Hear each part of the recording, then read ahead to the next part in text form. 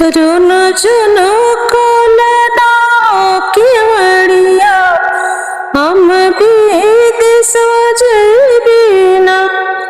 रुन झुन कोलना केवड़िया हम परदेशवा जइबोना।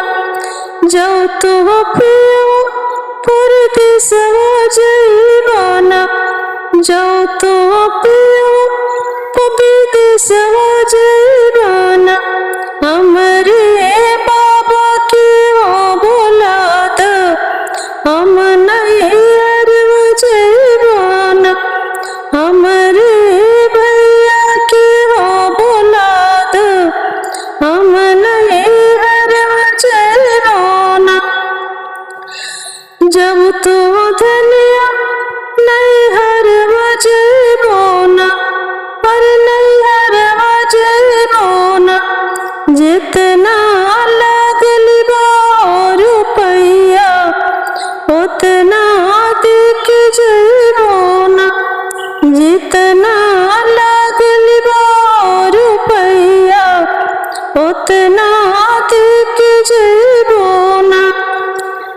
जब तो पियो रुपैया लेबोना और पैसवा लेबोना। जैसन बाबा घरवा रहने ओइसन कहियो देबोना।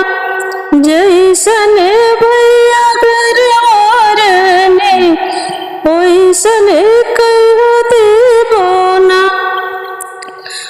बाबा घरवा रहना ओइसन नहीं हाइबोना। बाबा घरवा रहना ओइसन नहीं हाइबोना। गोइए गोदिया में ओ ललनमा ओइसन नहीं हाइबोना। बाबा घरवा रहनी चमचम चमकत रहनी ना। बाबा घरवा रहनी चमचम चमकत रहनी ना।